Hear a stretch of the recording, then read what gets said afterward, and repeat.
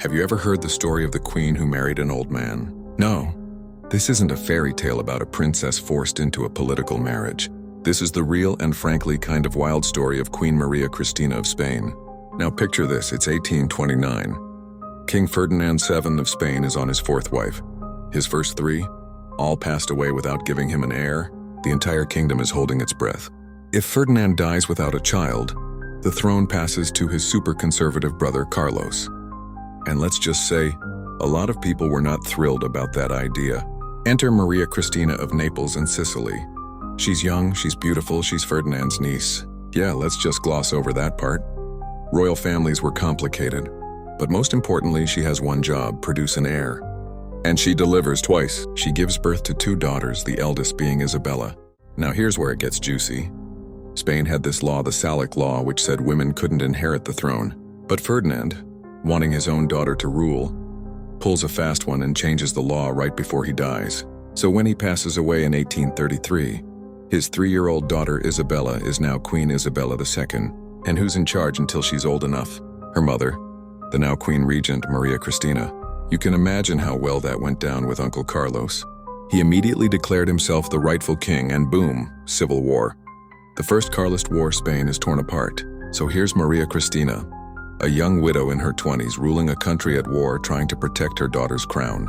It's a high-stakes, high-stress situation. You'd think her mind would be entirely on politics, on military strategy, on securing alliances, right? Well, not entirely, because just 3 months after her husband, the king, died, 3 months, she secretly gets married again. And who is the lucky guy, a powerful duke? A foreign prince who could bring armies to her aid? Nope, she marries an old man. Okay, I'll admit I was being a little dramatic with the old man part. He wasn't ancient, but he was certainly no king. His name was Agustin Fernando Muñoz, and he was a sergeant in the Royal Guard. A handsome, well-built bodyguard, essentially. She had noticed him on duty, a classic case of eye contact across a crowded palace courtyard.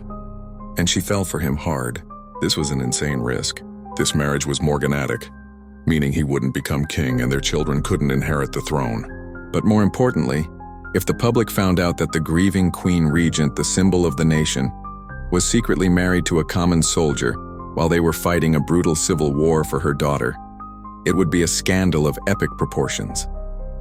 Her own government would probably force her to abdicate, so they kept it a complete secret for years. They lived in the same palace, but their lives were a constant charade. By day, she was the solemn Queen Regent. He was the humble guardsman. By night, they were husband and wife. And they were busy. They had 8 children together. 8! Can you imagine trying to hide 8 pregnancies and 8 children while you're the most famous woman in the country? It's a logistical nightmare. The kids were nicknamed the Little Muñozes and were quietly shuffled away to be raised in secrecy. The whole thing was like a historical soap opera. Whispers and rumors were everywhere. People noticed Muñoz getting promotions and titles he hadn't exactly earned. They called him the Queen's plaything. The government was constantly on edge, trying to manage the rumors while fighting a war. Finally, in 1840, the political situation became too much. A progressive general, Baldomero Espartero, staged a coup. He basically gave Maria Christina an ultimatum. Either you publicly admit your secret marriage or you get out of Spain. She chose her husband. She renounced the regency, leaving her 10-year-old daughter, Queen Isabella II, behind, and went into exile in France with Muñoz and their children. It was there finally that they could live openly as a family.